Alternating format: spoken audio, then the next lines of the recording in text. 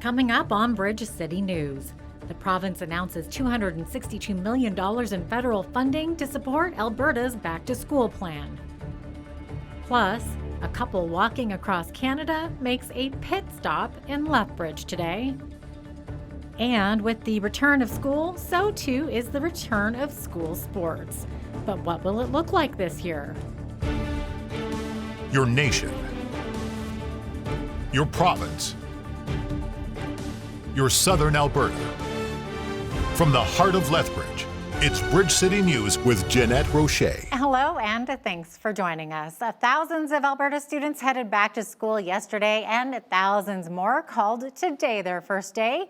But for post-secondary students entering Lethbridge College, many trades programs students began their new academic year last week, while most others won't begin classes until September 9th. This fall, Lethbridge College is gearing up for a different kind of semester. The college's students, faculty, and staff will begin a new academic year unlike any other in its 63-year history. The college is using a variety of techniques to help ensure instructors are well equipped to deliver the relevant, high-quality education students expect from Lethbridge College. The Center for Teaching, Learning and Innovation has a few new virtual ways to help out teachers when they deliver curriculum to students this year. So we have additional webcams. So many times when you teach on Zoom or Microsoft Teams, the camera is just right on your face. And that's not what everyone's looking at in a classroom. People are looking at whiteboards, they're looking at experiments and examples. So we've incorporated additional webcams into these teaching studios. So we have ones that are pointed at whiteboards, ones that are pointed down like document cameras. So we can actually do all of the classroom functions, and you're not just a talking head the whole time. It really replicates what happens in a classroom.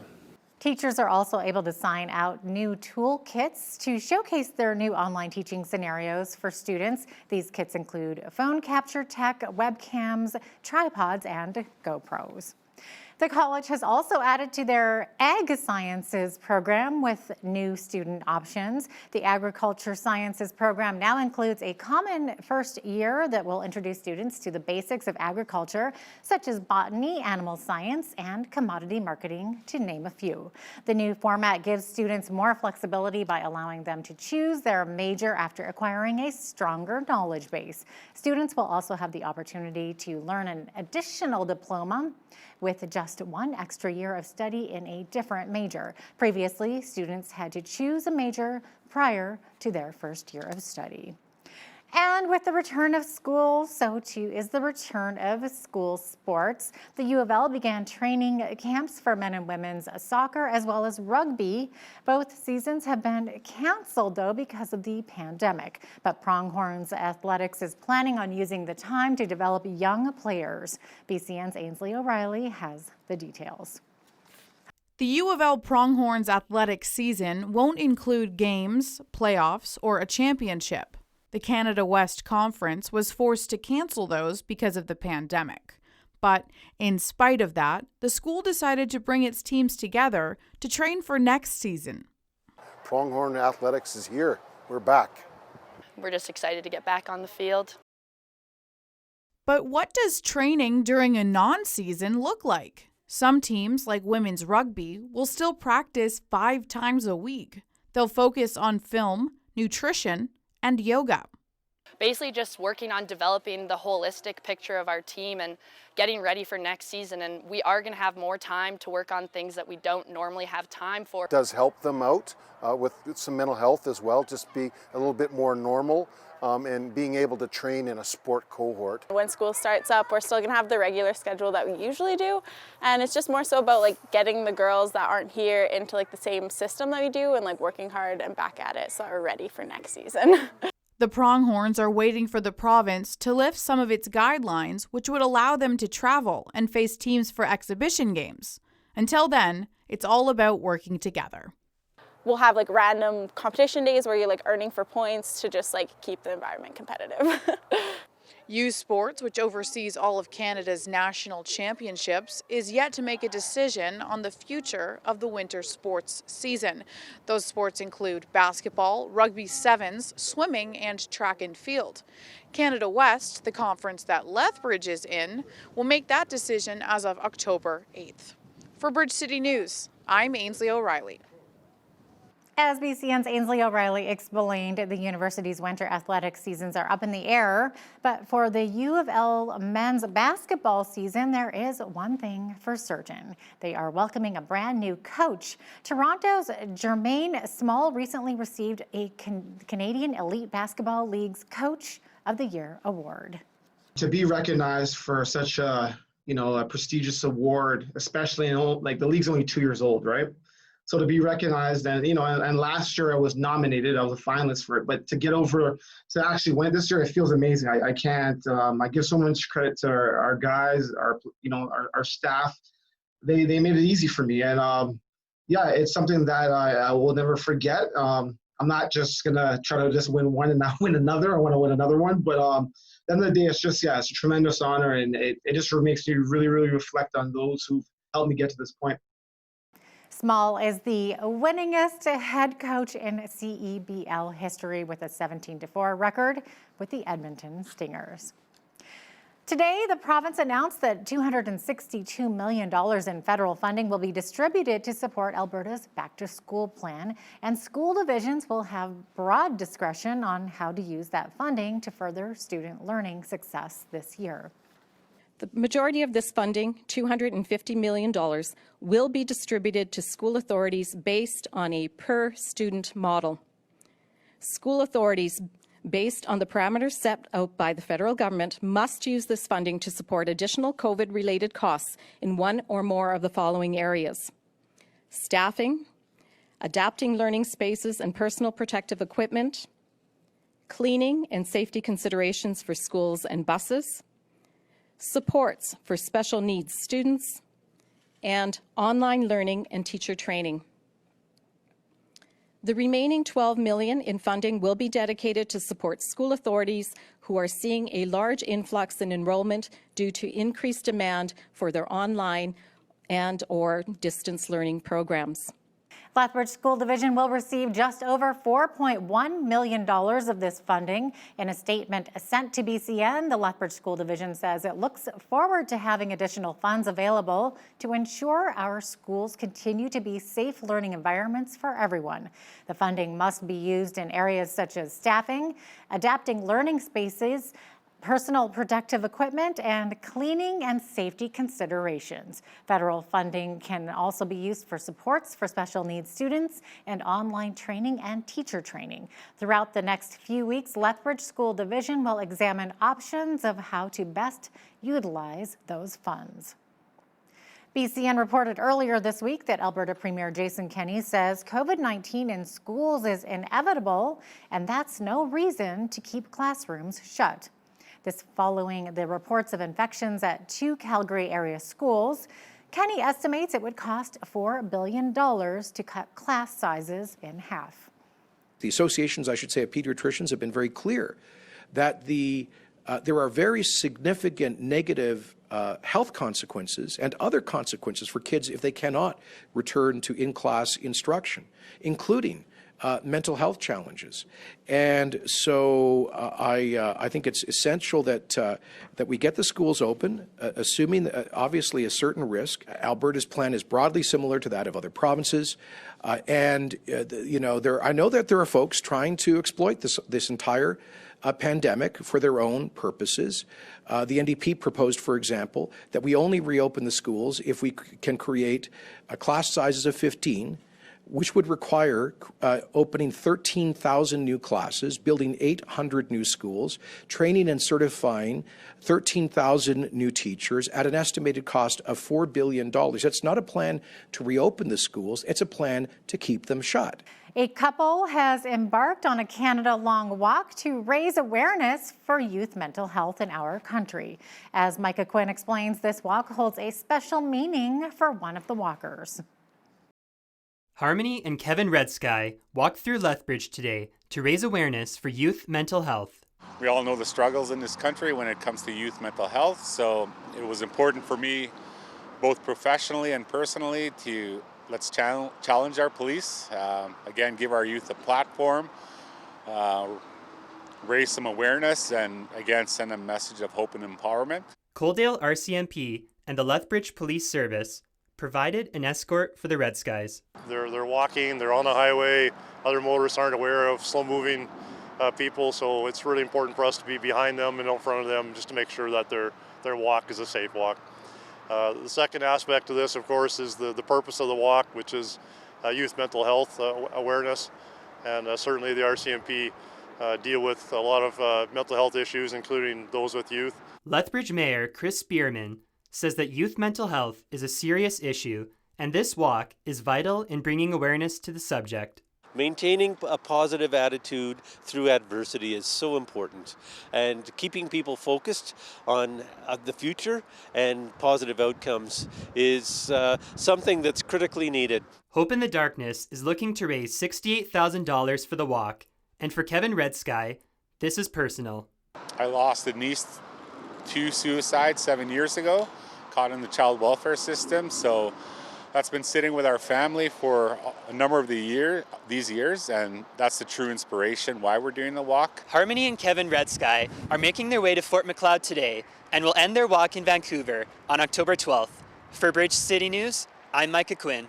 Fetal alcohol spectrum disorder is a lifelong disability that affects the brain and body of those who were exposed to alcohol while in the womb.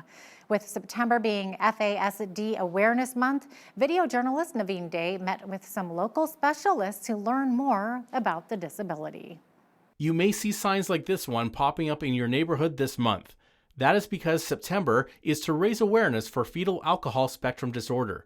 Since 1999, events have been held across Canada and around the world to raise awareness. FASD is diagnosed more than autism, Down syndrome, any other disorder combined, and it's really not given the awareness. We felt it was very important to have a month rather than just one day. One of the challenges that comes with lack of awareness is the negative stigma that comes against birth mothers who drink. Debbie Deek with the South Alberta FASD Service Network says prevention is not as simple as telling pregnant women not to drink.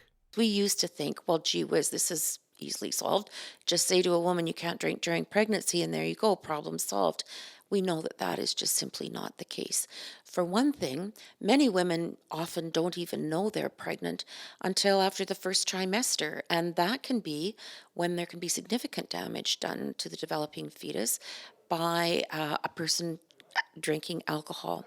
We also know that there are many reasons why a woman may drink alcohol. For example, if she is a victim of domestic violence, if she has a partner that doesn't support her choice to be alcohol-free. So while a father's drinking does not cause FASD, his drinking behaviors can play an important role in maternal prenatal alcohol consumption and healthy development of the baby. For Bridge City News, I'm Naveen Day. As a result of Alberta's growing senior population, the province announced a plan to build hundreds of new continuing care spaces for seniors. The Alberta government says it will expand continuing care by filling existing facilities, which are underused. The province is asking for proposals from facilities to fill their underused beds without any new capital funding. Health Minister Tyler Shandro says grants will be handed out according to need. He says the move could open hundreds of beds, but was unable to provide a firm estimate. We know that it's actually going to be at least hundreds of beds in this first phase of the new ASLE 2.0, as it were. So it's going to be at least hundreds, but until we actually do get the submissions for the proponents for this request for expressions of interest, we won't know the extent to which we can add new spaces. Meantime, the Alberta Union of Provincial Employees says using public dollars to subsidize private seniors' care is a bad investment. It seems that we haven't learned from other provinces within the province of Alberta itself and other countries about private for-profit long-term and continuing care beds. During the outbreak in COVID, it drew strong criticism, the privates, because there was a lower standard of care because of short staffing at the private ones, and there was a greater rate of mortality. And that kind of emphasized what's been going on for years. One must remember that these private for-profits, they're called private for-profit, emphasis on profit for a reason. A new affordable housing development through the Métis Capital Housing Corporation will provide 23 new homes in Edmonton. The modern homes will help meet the demand for affordable housing in the community and are located close to schools, transit, and medical centers. The housing project will create an estimated 60 jobs in the province. It's been a little more than a week since Erin O'Toole won the Conservative leadership race, taking over from Andrew Scheer. But new polling suggests that most Canadians don't know much about him. According to Toronto Sun columnist Brian Lilley, this might actually be an opportunity for O'Toole. He's got 21%, I believe it is, that say they have a negative opinion of him, and 18% who say they have a positive opinion. 61%, don't really know him. So that is a chance for him to try and get out there, explain who he is to voters, try and convince them that he's not scary, and that in some ways that he's like them. That's what every politician needs to do. Barack Obama came on the scene in the United States without an awful lot of things known about him. And in many ways that helped him, especially in his first race, because people put their own hopes and dreams on him. Catch the full interview with Brian Lilley coming up after business news. And speaking of Erin O'Toole, he says Westerners who are angry about the state of the federal government are contemplating secession, which would risk splitting the right of center vote and help the Liberals. In a news conference today, he said he's not hungry for a fall election, but won't shy away from one either. But I'm not here for an election. I'm here for the relaunch of our economy post-COVID. I think the relaunch will be more difficult because of slow action by the Trudeau government. And so I want to make sure we fight for the opportunity for Canadians in any part of this country to work, to provide for their families. That will be our priority number one. And O'Toole has been busy naming his new cabinet. Manitoba MP Candice Bergen is the new Deputy Conservative Party leader. Bergen was first elected in 2008 and over the years has been a junior cabinet minister and the party's House leader. O'Toole also named Quebec MP Gerard Deltel as the Tories' House leader and Richard Martel as his Quebec lieutenant. The new party leader says he plans to name a full shadow cabinet next week.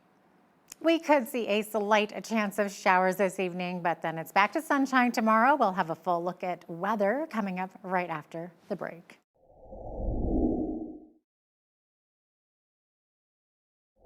Welcome back. Here's a look at our Lethbridge weather for this evening. We're going to be seeing some partly cloudy skies. We could actually see a 60% chance of showers this evening as well overnight. Overnight low 5 degrees, but then it's going to clear. We're going to wake up tomorrow to sunny skies, sunshine throughout the day. Tomorrow 26 is our high for Thursday. And as we get into Thursday night, 7 degrees will be our high.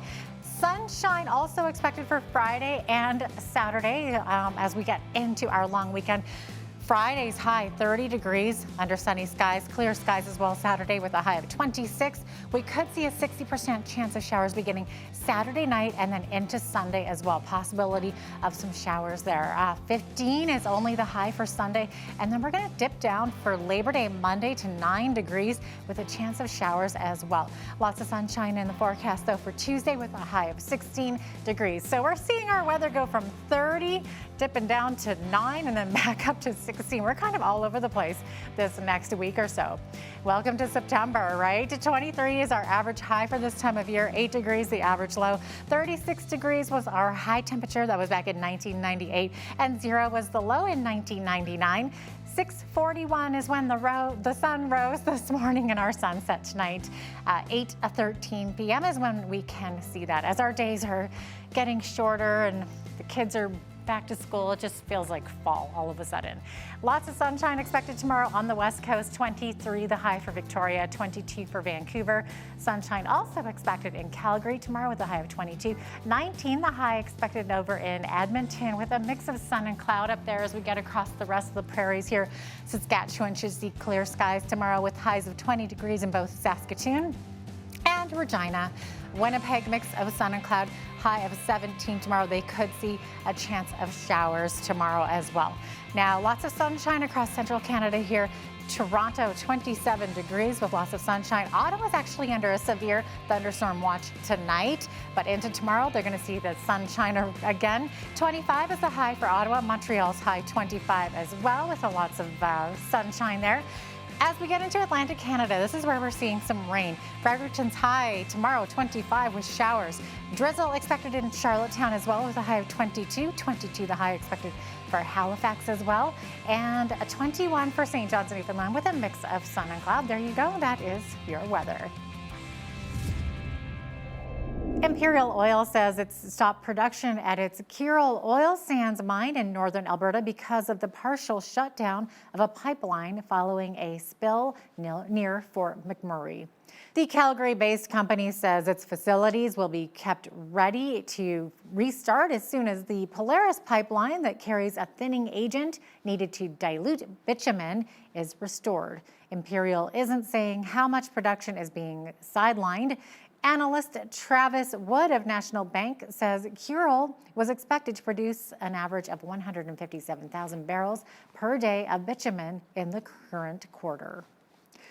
Dollarama beat expectations as it reported a 0.5% decrease in its second quarter profit. The retailer says net earnings came in at $142.5 million or 46 cents per share, ahead of the 42 cents that analysts had expected. Sales in the quarter were up 7% to $1.01 billion.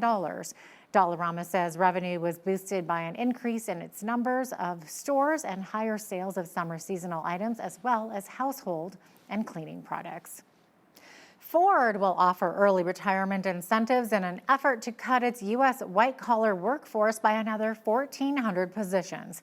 The company says it's part of an $11 billion restructuring plan that started more than a year ago. Most of the reductions will take place in the area of Dearborn, Michigan, where Ford has its headquarters. Ford says it's expected to meet its goals with the offers, but it may consider involuntary separations if that doesn't happen. And now here's a look at today's markets. The TSX was up 52 points to 16,697. The Dow was up 454 points to 29,100. The S&P 500 was up 54.19 to 35.80. The Nasdaq was up 116.77 to 12,056. Oil was down $1.15 to 41.61 per barrel. Natural gas was down 4 cents to 2.49. Gold was up 3 cents to 19.42 an ounce. Silver was unchanged at 27.45 an ounce. Wheat is at $215 per metric ton. Barley is at $205. Canola is at $502. Corn is at $238 per metric ton. Live cattle were down $1 to 104.48. Feeder cattle were up $1.20 to 139.45. Lean hogs were up $1.38 to 56.40. And the Canadian dollar was down slightly to 76.65 US. Recapping one of our top stories today, the province announced that $262 million in federal funding will be distributed to support Alberta's back-to-school plan, and school divisions will have broad discretion on how to use that funding to further student learning success this year. And coming up after the break, we speak with Toronto Sun columnist Brian Lilly about a big announcement regarding COVID-19 and vaccines. But first, here's a look at what's happening in your community. Here's your Bridge City News community calendar. Seniors Golf is held every Tuesday and Thursday at Evergreen Golf Center. Come for a fun 9-hole game. Cost is $11 per person, and golfers must supply their own clubs. For more information and to book your tee time, call 403-329-4500. A 100th birthday celebration for former Coaldale Mayor and lifelong resident Alan Graham is taking place Sunday, September 6th in Coaldale. To help kick it off is a park and sing event starting at 1 p.m. at the corner of 14th Avenue and 21st Street. Then at 1:30, the parade will proceed north on 21st Street toward the Gem of the West Museum parking lot, where you'll be able to drive past Alan, then park. Keeping COVID measures in mind, people can then join in and sing Happy Birthday. For details, visit coaldale.ca. Get out and explore nature. The Helen Schuler Nature Center is offering guided 1-hour field trips for all ages. Visit lethbridge.ca/things to do. Click on Nature Center and follow the events page, where you'll find a list of featured tours that will introduce you to amazing plants and animals found right here in Lethbridge. Cost is $25. Book online for your tour today. And that's your Bridge City News Community Calendar.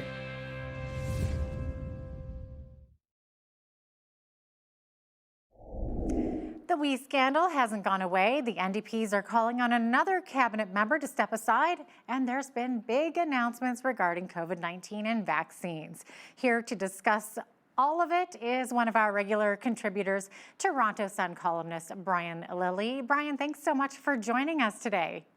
Thanks for having me. Good to have you on. Okay, so let's get started here. The WE scandal, of course, as we said, has not gone away, and this time a pair of Conservative MPs have decided to write to the charity to ask that they release papers. So their answer is no, but what can you tell us about this? So during the hearings that went on through July and early August before the Prime Minister prorogued Parliament, people from the WE organization appeared several times. Craig and Mark Kielburger appeared on July 28th. Their executives appeared in early August. And at each one of those appearances, there were promises made to the committee. Yes, we'll get this information. Sorry, I don't have that, but we will provide it to you multiple times. And so the Conservatives went to the Library of Parliament and said, can you document each and every time that someone from WE promised the committee, not just the Conservative members, but promised a member of the committee, we will get back to you with further information. They provided that list. It's long, it's very detailed, and they wrote to WE and said, Parliament's not sitting now, but we think in the, in terms of openness, you should release this information. We responded to the Canadian press through their lawyer saying, no, we're not going to do it. There is no committee, because once Parliament is prorogued, the committee ceased to exist. They need to be reconstituted after September 23rd. And so they said, it doesn't matter that you're going to ask us for this again later on. We'll deal with that at the time. Not the best PR look for the charity, if you ask me. I mean, they knew what they'd been asked for. They were preparing it. They could simply post it all to their own website. That would have been the smart PR move. But instead, they used their lawyers again, which they've used with me in the past, to tell people, no, you're not getting it. So it's a PR fail more than anything. Yeah, is there a bit of politics in this from Conservative MPs Pierre Poilievre and Michael Barrett? Absolutely. But you don't blame a scorpion for stinging you, and politicians are going to play politics. But for the WE organization, they should have maybe taken a different tact with this. Wow. Okay, so moving right along, the New Democrats are calling for another cabinet minister to step aside. Bardish Chagger, the Minister for Youth. Why are the NDP calling for another Trudeau minister to be shown the door, Brian? Charlie Angus, who is the New Democrats' lead on the Ethics Committee, one of 4 committees that was studying the WE scandal before prorogation, he says that, look, these documents that the Prime Minister released as he shuttered the doors of Parliament, they show that Bardish Chagger was the lead on this, which completely goes against her own testimony. I have to say, I agree with the New Democrats on this. The release of the documents, which I just want to pause for a moment. The committee had asked for the documents to be sent over in full form, not redacted, and they would have the nonpartisan public servants take out things that couldn't be released to the public. The government did the redactions on their own. But even with that, even with the government blacking things out before the MPs could see them, there's a lot of damning information for the government in these papers. And part of it is that Bardish Chagger is clearly seen at the forefront of pushing WE. The reason that's important is the government's line has been from the beginning, it wasn't us, it was the nonpartisan public service that proposed this. It has nothing to do with me, Justin Trudeau, and my extensive family connections, has nothing to do with all the different connections that various people have with this government and this charity, has nothing to do with Bill Morneau. The documents show a different story, and they show that it was politicians, not bureaucrats, leading this charge. Yes, and with more discussions of problems with we, there's another leak about problems at Rideau Hall. This time that the Privy Council office has hired an outside firm to examine allegations that Governor General Julie Payette is a bad boss. Now, Brian, you've said before that you think this is part of a campaign against Payette, but do you still think that? Every time that there has been a spike in stories about we that the government can't control, they leak something new out about Julie Payette. I've been on the record since she was first announced as the next Governor General. I did not think she was a good pick. I think that I've been proven out in that. I'm not sure if she has the temperament for the job. There have been stories about her not wanting to do the job. You know, people around her say those are all false. Fine, fair enough. But we keep seeing that as we picks up, all of a sudden there's a leak from the Privy Council office, which is the Prime Minister's department, essentially. There is a leak from somewhere in government that couldn't come elsewhere. Look, Elizabeth Thompson, who's the reporter at CBC that's been chasing this, I've worked with her in the past as you know, a colleague in the same office and as a competitor. She's a good journalist. But obviously, at times, there are things where the government's saying, shove that out the door. And when you've been in this business long enough, you're used to getting those calls, hey, we've got something. You never say no, because if it's a valid story, it's a valid story. But the government seems to be pushing stories out the door about Payette every time we pops up because they want to change the channel. I may be on the record as saying I don't think Payette was a good choice, but I'm on the record also now as saying we can't have a prime minister who's in trouble shoving a governor general out of their position just for political gain. That's not how our system's supposed to work, and this smear campaign is wrong. And it's back to school season across the country, of course. Depending on where you live, kids are either heading back to class or on their way there shortly. With COVID-19, it's a time of heightened anxiety. And in a column that you recently wrote, Brian, you said that the federal government added in some ways to that anxiety while also trying to relieve it with more funding for schools. What did you mean by that? Well, the Prime Minister showed up here in Toronto on a very campaign-like stop, and I mean, it looked like an election campaign stop. Of course, we've had the Bloc Québécois say they want an election, the Conservatives saying that they wouldn't back down from it, and now the Prime Minister daring the opposition to vote him down. And then Justin Trudeau flies in from Ottawa to Toronto to go to a North End Toronto school in a neighborhood that is on the margins, that's near areas that have problems with COVID-19. He does a photo op with family, he tours the school, and then he announces $2 billion for education, which is great in some ways, but also a pain. I mean, provinces have had and territories have had their plans in place already. To give you an example, Yukon students went back August 19th. This is money showing up a week later. They started going back in Quebec in different areas last week. They don't go back in Ontario in some parts until next week or shortly thereafter. So all of a sudden you've got this money, which all of the premiers appreciate and said that they thank the Prime Minister for. But it kind of creates chaos as they say, okay, now we've got to figure out how to spend it. What do we still need to do? What can we improve on? In some ways, it is the Prime Minister trying to work with the provinces and do something good at a time when there's a lot of anxiety for parents. But I also heard a lot of griping from premiers and their offices who said, you know what? We didn't ask for this. He never mentioned it once on the 17 phone calls that we've had with him, conference calls, where we discussed how the federal government can support the provinces in reopening. He told them the night before he was announcing it.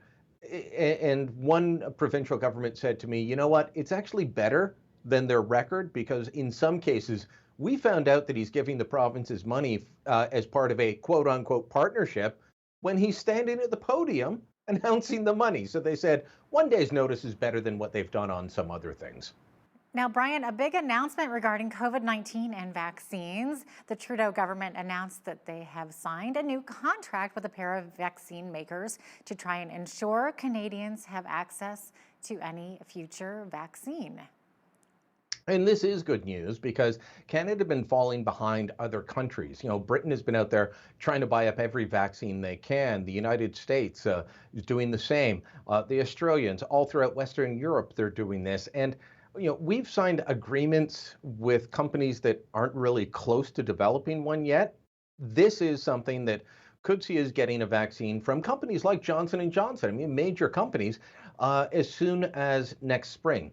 That's probably as soon as we can expect to find a vaccine. Earlier than we may have thought at the beginning of all this. Remember the talk that it would be 18 months or more? Well, April is actually, from when it landed in North America, just over a year. So if we're able to get that, it's fantastic. The government needs to continue to do this because the reality is, and this is not a criticism of the government, this is just reality, the vaccine they've put money down on may not work. And that's why you're seeing them reach out to different companies and have different contracts. They're hedging their bets because none of these vaccines have been approved yet. We don't know that they work for sure. They're showing promising signs, but they may fail in the final testing. There was a partnership that the National Research Council and Dalhousie University in Halifax had with a Chinese company that is closely tied to the Chinese military. That one fell apart.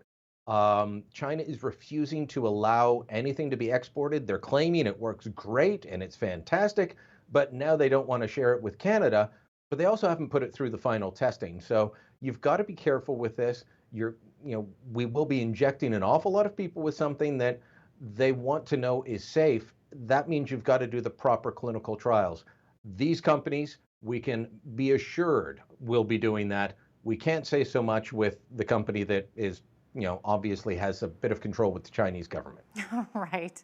Now, everyone's nervous about contracting COVID-19, but also nervous about those tests that have you pushing that swab way up to the back of your head through your nose.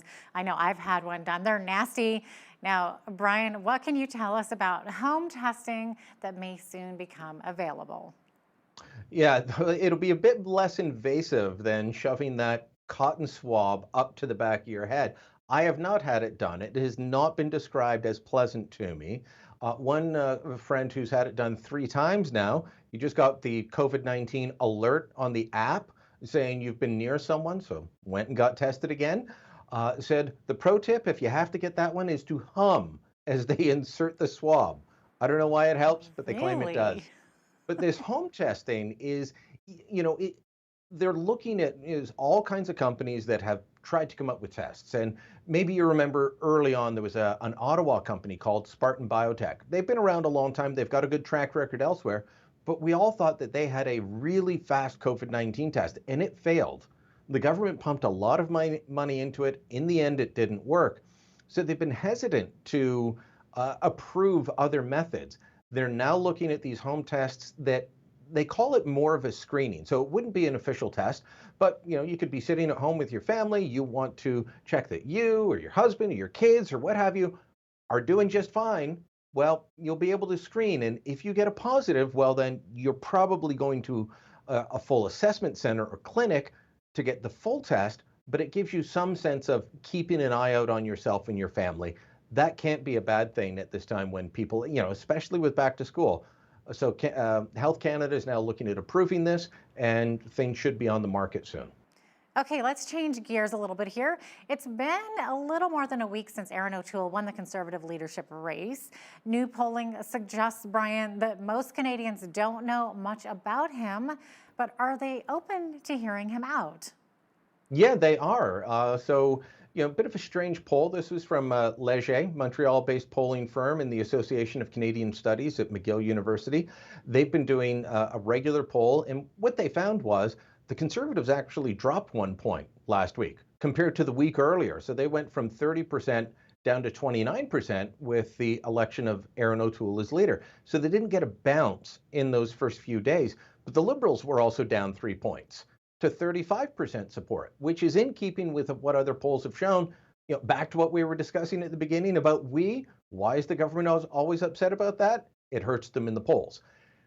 O'Toole, though, he's got 21%, I believe it is, that say they have a negative opinion of him, and 18% who say they have a positive opinion. 61%, don't really know him. So that is a chance for him to try and get out there, explain who he is to voters, try and convince them that he's not scary, and that in some ways he's like them. That's what every politician needs to do. Barack Obama came on the scene in the United States without an awful lot of things known about him. And in many ways that helped him, especially in his first race, because people put their own hopes and dreams on him. He was kind of a blank canvas.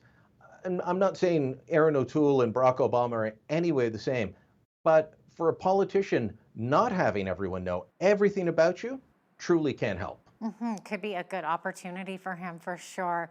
And Brian, it looks like we are out of time. That is Toronto Sun columnist and one of our regular contributors, Brian Lilly. Thanks so much for joining me today. It's been a pleasure. Thanks for having me.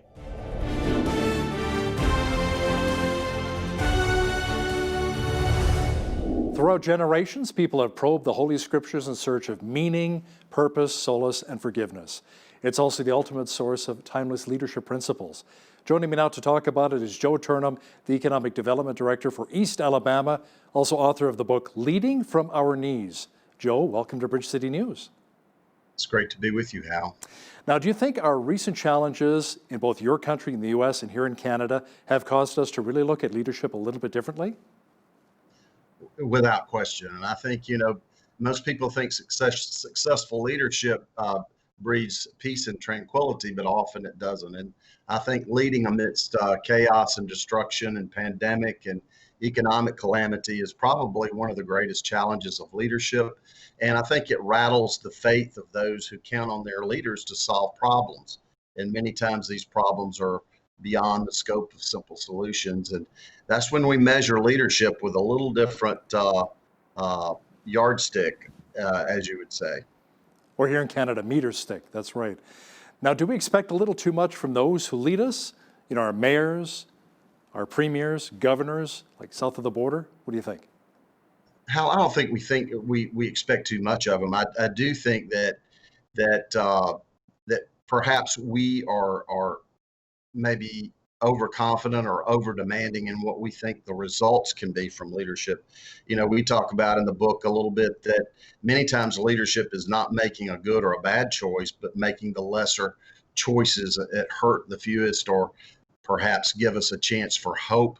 And I think in these days that we have to allow leaders to make a few mistakes, because they will make mistakes, and many times they're making important measurements of do we reopen society at a risk of increasing infections, or do we let people lose jobs or get people sick? And these are not easy decisions for leaders. And I think that people sometimes can get cruel and partisan when leaders don't make decisions that they totally agree with, when in fact, if we're constituents of faith, that's when we need to ramp up prayers, and we need to hope that our leaders are getting good advice. In the scripture, leaders and kings and judges, they relied on prophets and advisors, and so I think that we have to look for our leaders to be getting the best advice that they can get in these days. Joe, as the Economic Development Director for East Alabama, what have you seen in your present or past work with pastors, heads of state, or community leaders?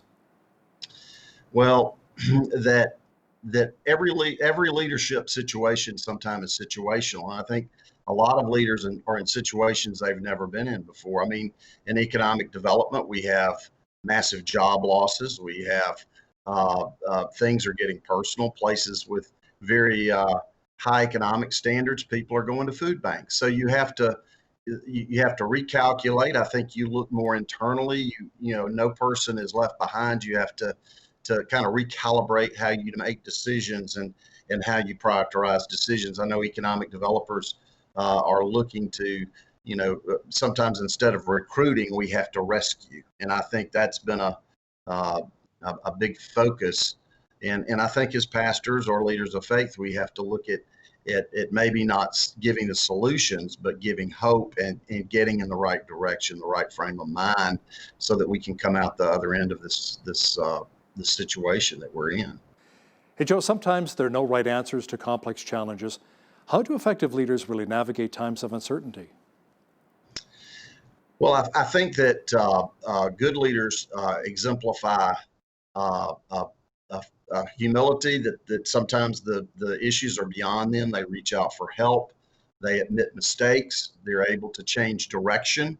There's nothing wrong in leadership with changing directions. If a policy or perhaps the situations change, leaders can change. And I think asking those that follow you, whether you're an elected official or whether you're just a community leader, that, hey, we need to recalibrate today. We need to change directions. Maybe we got the data wrong. I think those are the kinds of changes that people appreciate leaders making in these days. Biblical leaders were far from perfect, Joe. We all know that. Why does God often choose people who seem the least likely people to lead? Well, it's throughout the scriptures. I mean, you look at, whether people were grinding grain or whether they were fishermen or whether they were tending sheep. I mean, God plucked out people of really modest means that never went to leadership school. And the leaders of today, sometimes their job is not to lead for a long time, but to lead through a certain situation. And I think leaders make mistakes. I mean, David was a man after the heart of God, but he numbered Israel. He committed adultery. He was an accessory even to murder, but he became a man after God's own heart. And the brothers of Joseph sold him into slavery and deprived their own flesh and blood of opportunity. And in the end, Joseph, when he's dying, looks around, he said, "You meant it for evil, but God meant it for good." So, I think leaders today, we need to pray for them, but I think also we need to allow good leaders to make some mistakes. So in your opinion, then, what are some of the core attributes that make for a good leader? Humility. Always look for humility. I think in leaders that have a heart of love and service, and you can discern that in the way that they conduct themselves. And we say here in the Deep South, where I'm from, that we want leaders that will be cross bearers and not crown wearers. That people that seek to do leadership because they know it's a duty, a lift. It oftentimes brings you under scrutiny and burdens. People that run for office or people that want the trappings of success or influence or that need the affirmation of power are usually people that I know will not last or be effective leaders. But a good thing is always humility and people that even have a sense of humor, that are able to be self-deprecating, because I think in leadership that it will overwhelm anyone. It doesn't matter if you're leading at the local or the national level. And I think that leaders also that seek the right advice, and leaders that have that heart for service. And I think it bleeds through everything they do and say. You talk about being from the Deep South. I can hear that strong Southern accent. When I speak with you, can you hear my strong Canadian accent? I can. It's very beautiful. Okay. Why do you feel a real kinship with many of the characters and situations in the Bible? I have been a political candidate. I've won some races, lost some races. I have been on the edge of disaster. I have met kings, queens, leaders, presidents over many administrations, and have been almost driven to my knees and in trying to understand leadership. And the Holy Spirit spoke to me to write this particular book because I think leadership is lonely. Leadership can destroy families. I've seen many people get destroyed financially, legally, and otherwise being in leadership. And so I felt like God wanted me to take these lessons of Scripture and offer them to people, because we're all leaders, and if we're people of faith, God will call us to leadership. Jonah didn't want to judge the people. Are you going to go to Nineveh or Tarshish? He didn't want to go in the right direction. But if you're a person of faith and God calls you to lead, he will pursue you until you answer that call. So, I think all of us at some point in faith will be called, whether it's to lead in our own families, which is the greatest leadership calling of anyone, to leading at in a network in Canada, or leading, a group of scouts. I mean, I think leadership, we're all blips of eternity. And I think, every action that we do will be measured in the fire of heaven. And I think that when we do things in the right heart and the right mind, and we love each other and we seek forgiveness, and I think in the United States today we're seeking to understand. Daniel in the Old Testament set his heart to understand, and I think that leaders today, whether they and you asked me a quality of a great leader, is leaders that want to understand and hear the opposing voices and bring people to the banquet that have never sat there and hear their perspective. And I think for us to heal, especially in America in these days, love, listening, learning, humility, finding places of where we can agree and de-escalate. That's when I think the Holy Spirit begins to work through situations. Now, in each of your 365 entries, you provide a verse from the Bible and a takeaway lesson. Can you maybe cite an example or two? Sure. I mean, the title of the book, Leading from Our Knees, is actually from the book of Luke, and it's Christ setting the example of leadership. And it was Christ went into a mountain one night to pray, and it says he prayed all night. And when he descended from the mountain, he chose his 12 apostles. Big decision he had to make. Son of God, creator of heaven and earth. What does he do? He prays over his decisions, and I think that's a big takeaway. And the book is a read through scriptures from Genesis to Revelation, and we can see from the prophets and the prophetesses and the disciples and apostles, but Christ himself. He knew when to cleanse the temple and when to be quiet in front of a Pilate. And he can show us in our leadership journeys today how to lead a holy life and a holy leadership journey. Jesus provided the best example of leadership, Joe. What do you see as some of the qualities that Jesus had and demonstrated that we rarely see in our leaders today? Well, Jesus knew what his mission was, and he knew that that was going to be a lonely leadership journey. He knew he was going to be tempted. Leaders are tempted, and he went to the temple. Satan probably didn't offer him. Satan probably said, "There'll be no more plagues. There'll be no more death. There'll be no more tears if you follow me." And in Christ, that was a hard decision, but he quoted the scriptures. He knew the scriptures, and I think Christ also he loved people into the fold, but he also knew that leadership. There's nothing wrong with telling people of faith that there will be suffering in your journey.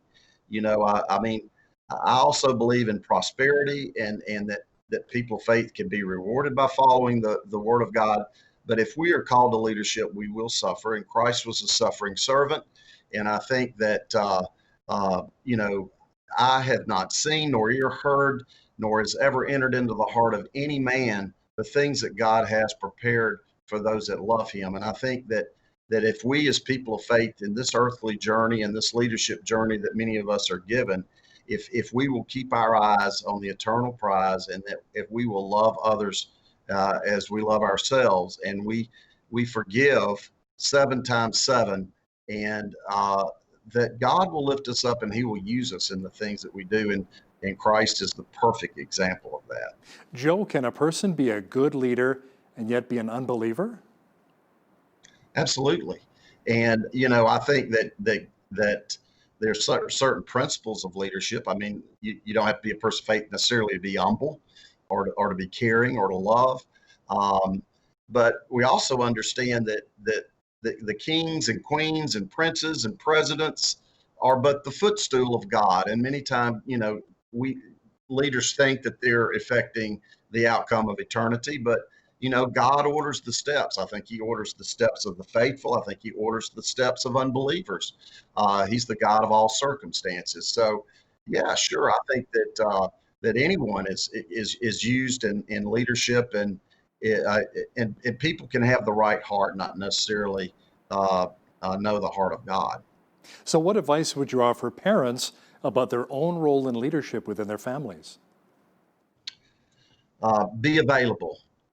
Listen, find times to put the electronics down, to do the simple things, to take out grandma's recipe. I think, in the quarantine here in the United States, I feel that it was God's gift to us to have to spend time with families. We're not on planes, trains, automobiles. We're forced to be together. That teenager that we can't have a discussion with, there are times that God's opened the door to have that walking down the street, or perhaps pierce the heart of a relative that is astray. And so, let's look at the tough times that we faced with the pandemic as almost opportunities. And I really believe even here in North America, where we're having great social disturbance, that it could be a setup for a huge spiritual awakening in our country, where love and forgiveness and understanding and a search for justice and mercy prevail all that we do. Just as the genocide in Rwanda forced people, Hutus and Tutsis, to sit down and to understand, how can this happen? How can we heal? How can we confess? How can we make it better? And, sometimes a setback is a setup for God to work great miracles. So how do you hope readers will use your book, Leading from Our Knees, and what kind of takeaways will there be for non-leaders? Well, I think they're timeless principles. You can read the Christian texts, and they, they're about, love and being accountable, and there are a lot of great principles there, just as there are in many faiths, in Buddhism and Islam and other religions. But I think if you look at it, that you will see that many of timeless principles that many generations have seen from great leaders are really in the Old and New Testaments of the Judeo-Christian texts. Joe Turnham, author of the book, Leading from Our Knees, thanks a lot for your time today. Thank you, Hal. God bless. On behalf of all of us here at BCN, I'm Hal Roberts. God bless, and thanks so much for watching.